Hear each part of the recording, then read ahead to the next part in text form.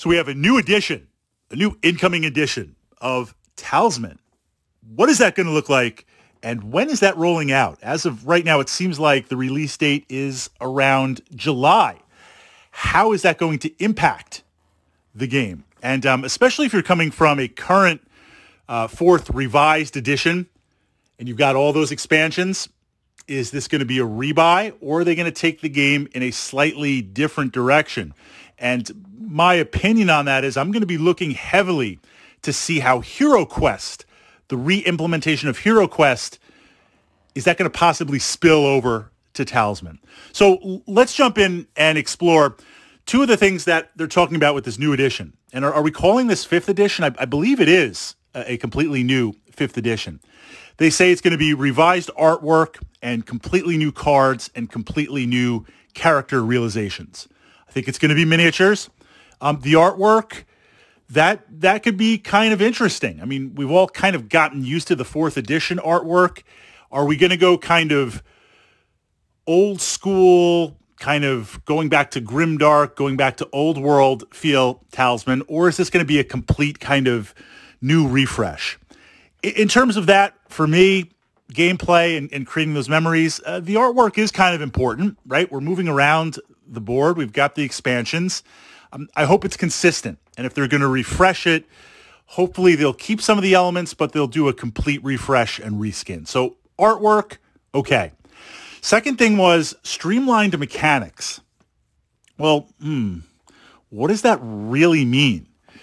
I love Talisman. If you've been following my channel for any amount of time, you know it's had a tremendous impact in my gaming life, and I've pushed up a lot of explorations and tactica to the playlist here on my channel under Talisman. It plays a long time.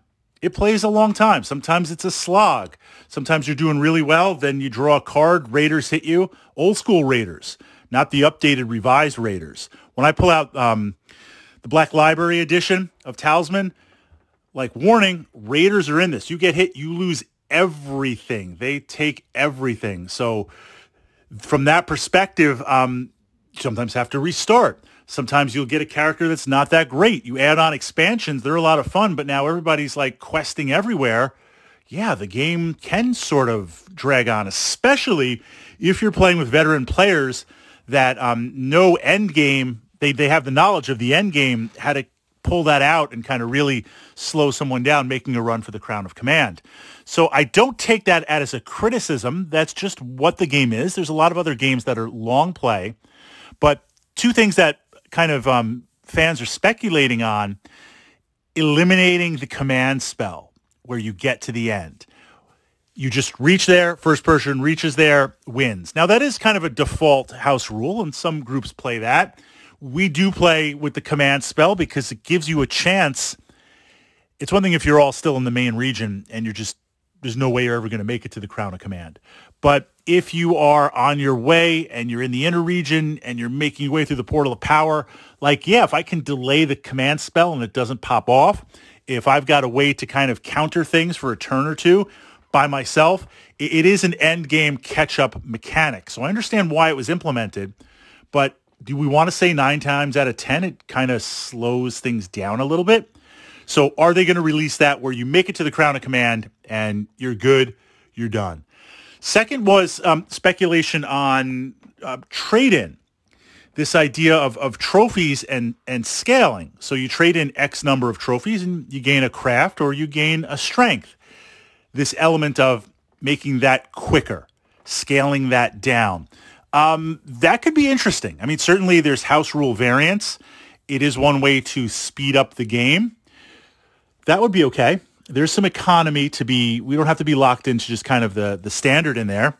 How that eventually manifests, that remains to be seen.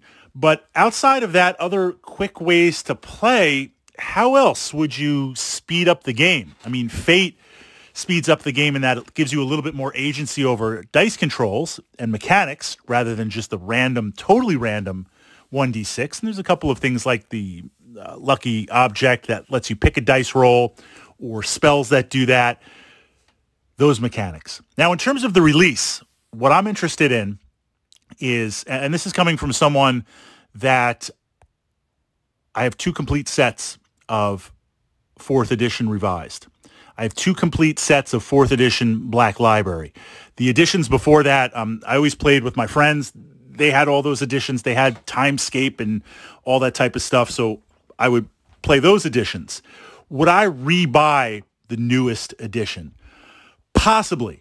And I say possibly because pulling in this Hero Quest influence, what I'm interested in is, are they going to take the game and bring in some really old school stuff like the tower, having this where now we can start to build the way up? Are they going to add some expansions that are not available in 4th edition? Because if they are, having a complete set, even if the artwork is revised, even if there is some economy that speeds things up, base mechanics that can't be house ruled, I've got a great set to play. And I know a couple other friends will pick up the 5th edition because they're even bigger completionists than I am, and we could always play that.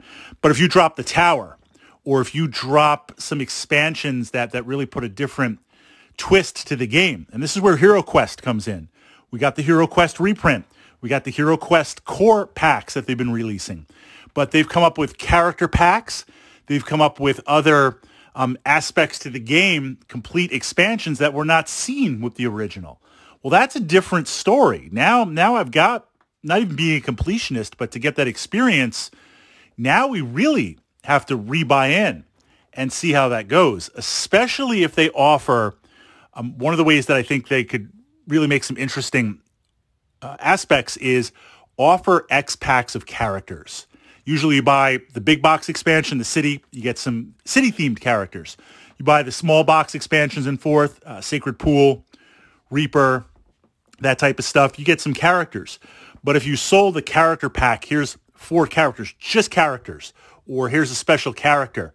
Of course, you're letting those drop for what, $12.99 USD, right? That's a different story. Well, now we've got some interesting buy-in. We've got some new stuff, not only new stuff, but taking the game. It's a new edition.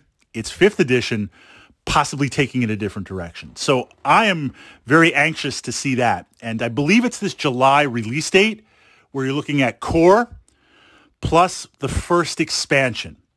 Is that the tower? If that's the tower, that's dangerous. I'm in. Or if it's something that's kind of just the dragon expansion but streamlined and maybe you're adding in some elements, I might be in for that. I love the dragon expansion in theory. I love the idea of the different dragons, but the 4th edition revised token mechanic and dragon tokens, and it's just like, this is a lot to track. But I like the idea of that board. If you had that be the first expansion, that might be a buy-in also. But turning it over to my fellow Talisman enthusiasts, you've got 4th edition. Are you buying in to 5th? And if you've been thinking about jumping in for a while, now that this is a reset, because there's going to be multiple expansions and multiple additions to 5th edition, is this now the time to jump in?